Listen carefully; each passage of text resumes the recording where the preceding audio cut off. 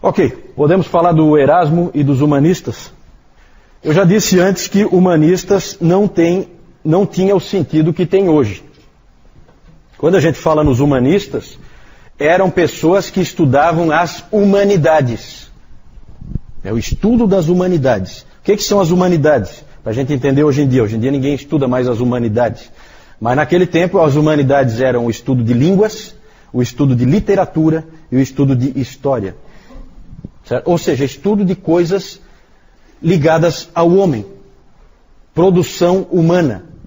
A linguagem, a história, são coisas humanas. Quando você estudava, por exemplo, alguma coisa do mundo natural, aí já é encarado como uma coisa divina, porque foi Deus que criou. Mas aqui, línguas, história, literatura, uma produção literária, era considerado produção humana, e quem estudava isso estava estudando humanidades. Não tem o sentido que tem hoje, né? Humanista é aquele cara que só pensa no homem e que o homem é o centro do universo, né? Não é esse o sentido, tá? Não confundo. Esses humanistas também se preocupavam em reformar a igreja. E também se preocupavam em recuperar a Bíblia. O maior dos humanistas foi Erasmo de Roterdã. Mas antes de falar do Erasmo, vamos só mencionar 3 outros indivíduos importantes, inclusive para nós. Um alemão, um francês e um inglês. O primeiro é o Johannes Reuchlin. Ele é um humanista muito importante porque ele se tornou um especialista em hebraico. Desde Jerônimo, eu acho que não tinha aparecido na igreja um indivíduo que conhecesse o hebraico como o Reuchlin.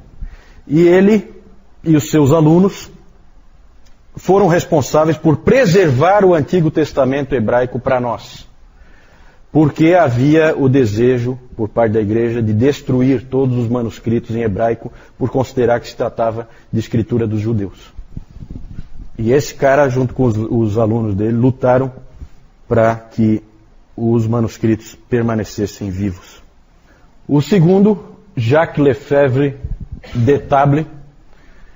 Esse sujeito aí é muito interessante porque ele foi um humanista francês, escrevia comentários da Bíblia e em 1512 ele já escreveu que a justificação somente pela fé era um ensino paulino.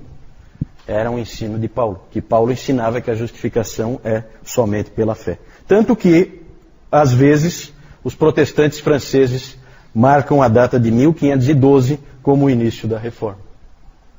O francês tem essa mania, né, de querer dizer que é com ele. Então ali não foi muito diferente. Ele traduziu, esse Lefebvre traduziu também a Vulgata. Da Vulgata ele traduziu a Bíblia para o francês, a partir da Vulgata latina. Tá? Isso em 1530, e ele fez isso sob forte oposição da igreja. Ele disse: se era adequado aos romanos ter a Bíblia traduzida para o latim, por que não seria para os franceses ter a Bíblia traduzida para o francês? Vejam como ele pegou realmente o espírito da coisa. Né? Quando nós falamos do Jerônimo, nós já dissemos que o Jerônimo não tinha a intenção de aprisionar a palavra dentro do latim. Ele queria colocar a palavra na mão do povo, porque nessa época se falava latim. E o Lefebvre percebeu isso bem. Ele sofreu duras críticas da igreja, dizendo que colocar as escrituras na mão do povo é altamente perigoso, porque todo tipo de heresias vão surgir dali. A resposta dele: não são as pessoas simples que leem a Bíblia que produzem as heresias. São os intelectuais que leem o latim que constroem cada uma delas. Que verdade, né? Não é o povo comum que produz heresias, é sempre um espertalhãozão lá de uma universidade ou de um seminário ou de um púlpito famoso que traz heresias à tona.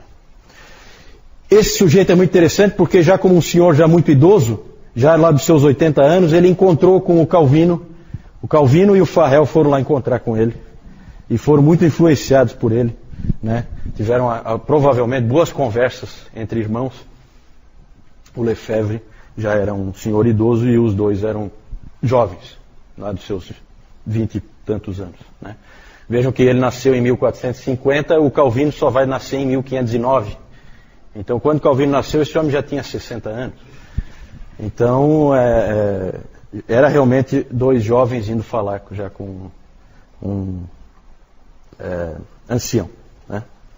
John Colet, inglês, foi muito importante esse sujeito para fortalecer o estudo do grego.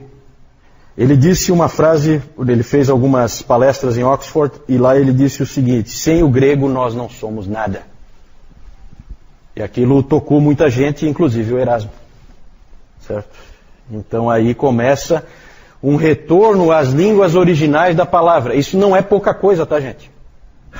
A palavra nessa época estava aprisionada dentro da Vulgata Latina.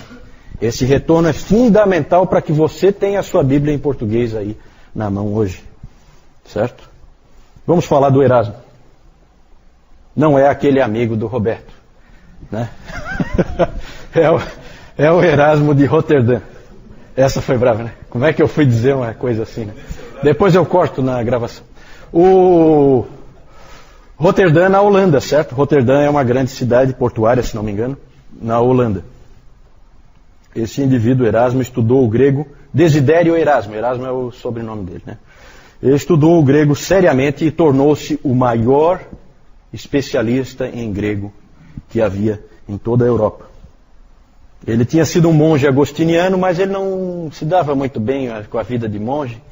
Então ele foi autorizado pelo Papa a sair e se tornar um estudioso, né, à parte. Ele deixou então o monastério e se tornou um estudioso. Sua maior obra foi a edição crítica do Novo Testamento. Ele comparou manuscritos antigos em grego com o conhecimento que ele tinha. Ninguém tinha o conhecimento que ele tinha. E ele então produziu uma versão que ele considerava a mais fiel do Novo Testamento. Porque essa é a época em que surge a crítica textual, a avaliação de manuscritos. Várias fraudes foram desmascaradas nessa época, por outros indivíduos que eu não vou entrar, né? Mas uma fraude grande que tinha da Igreja Católica, que dizia que toda uma região ali da Itália tinha sido dada pelo Constantino para o Papa, tinha um documento, e o Papa sempre apresentava: isso aqui tudo é meu, certo? Poder temporal. Né? Foi provado que aquele documento era lá do século VIII, alguma coisa assim, uma fraude absurda, certo? Constantino, vocês sabem, viveu no século IV. Mas isso só foi possível constatar essas fraudes nessa época do Renascimento, por causa de alguns estudiosos que voltaram para as línguas originais e o estudo das línguas, certo? Outro é aquele, falei aqui, o pseudo-areopagita, como é que era o nome dele? Esqueci do nome dele. Lembra, Nito? Dionísio, né? Dionísio, o pseudo-areopagita. Ele se tornou pseudo nessa época, porque descobriram que aquele texto não era lá do período em que Paulo esteve em Atenas, né? Então, é bem isso aí. O B.B. Warfield, ele disse que todos nós somos devedores a Reuchlin e a Erasmo, porque o legado deles para nós foi a palavra de Deus. Vejam que interessante essa frase do Warfield. Eles deixaram para nós a palavra de Deus. Né? Mesmo eles são considerados, esses humanistas são considerados reformadores, porque eles queriam reforma, mas eles não são considerados protestantes, porque eles nunca deixaram a Igreja Católica Romana. Até por causa do período em que eles morreram, tá vendo? Eles morreram ali no período da turbulência. Então eles pegam um período ali de transição. Né? O problema dos humanistas erasmianos é que eles não gostavam muito de teologia. Eles gostavam da análise textual, mas não da teologia. E aí houve uma divisão entre dois grupos de reformadores. Os humanistas e os luteranos. Certo? Não se entenderam. E a divisão ocorreu principalmente por causa de um livro que o Erasmo escreveu, chamado Sobre o Livre-Arbítrio. Lutero leu uma vez o livro, não gostou muito.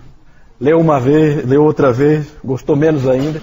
Cada vez que ele lia de novo, ele gostava menos ainda do livro. E aí Lutero então resolveu escrever um livro para responder ao livro do Erasmo. E esse livro é o famoso livro de Lutero sobre a escravidão da vontade. Sobre a escravidão da vontade, que nós temos um resumo, é só um resumo, porque esses indivíduos não escreviam livrinhos fininhos como esse aqui que eu estou mostrando, né? Mas nós temos um resumo, editora Fiel, Nascido Escravo, Martinho Lutero. É um resumo bem interessante ali, ele responde. Eu já disse algumas vezes que o Lutero queria muito mais, muito mais é exagero meu, né? Mas ele queria muito mais na predestinação e na eleição do que o próprio Calvino. É exagero, na verdade os dois criam, né? Porque é bíblico. O Lutero admirava o estilo e a elegância do Erasmo, mas ele disse que estava atrás de substância e não de forma. E para ele aquele livro do Erasmo era um livro vazio. Houve uma grande discussão entre os dois, eles escreviam um para o outro, discutindo esse assunto. Mas o Erasmo não gostava de teologia, ele não queria discutir teologia, e ele não queria fazer afirmações contundentes. Aí o Lutero disse que não é cristão quem não gosta de fazer afirmações contundentes. Esse é o Lutero em ação, tá? Lutero é aquele indivíduo que, se tiver uma porta para arrombar, quem vai dar com os pés, pode ter certeza que é ele. Então ele é um indivíduo bem pitoresco, o Martinho Lutero. Entretanto, o Lutero ele agradecia ao Erasmo por ter focado no que é importante. E o que é importante é como que um homem é salvo e como que a graça de Deus é administrada. Então isso ele ficou contente porque o Erasmo não ficou discutindo coisas periféricas como papado, indulgências, coisas que são menos importantes. O mais importante o mais central é a graça de Deus, como que ela funciona. O Erasmo, no livro dele, apresenta de maneira habilidosa a visão semi-pelagiana da Igreja Católica Romana, certo? Em que o Deus concede graça para a salvação, mas o pecador tem dentro de si o poder de fazer o bem, e a nossa salvação depende de fazermos coisas boas, e que Deus sempre vai nos ajudar quando nós fizermos essas coisas boas, certo? Ele usava aquela ilustração, acho que até o Newton já citou uma vez essa ilustração, da criança que quer pegar uma maçã, certo? Ela quer pegar uma maçã na mesa, e vem o pai e ergue ela. E aí ela pega com a própria mão dela, mas com a ajuda do pai. Por vontade da criança, com a própria mão dela, mas com a ajuda do pai, ela então consegue pegar a maçã. Essa é a visão arminiana, essa é a visão semi-pelagiana, porque nessa época o Armínio não era nem nascido ainda, né? É a visão semi-pelagiana típica da Igreja Católica Romana. O Lutero, quando ele escreveu o livro sobre a escravidão da vontade, ele percebeu que aquela era a declaração dele da verdade. Ele era apaixonado por esse livro. Os luteranos, geralmente, por isso que eu sempre brinco que Lutero nunca seria um luterano, talvez eu esteja exagerando um pouco, mas os luteranos ficam desconfortáveis com esse livro, eles não gostam, eles ficam assim numa situação difícil, já que eles são, na sua maioria, arminianos. Lutero era um indivíduo absolutamente firme na crença, na predestinação e na eleição, de maneira muito forte, como é peculiar dele. Ele sempre gostou demais desse livro que ele escreveu, e ele tinha orgulho, no bom sentido, desse livro. Só mostrar para vocês aí rapidamente: Reuchlin, Lefebvre, Colette e Erasmo de Roterdã. Esses quatro que nós falamos, humanistas.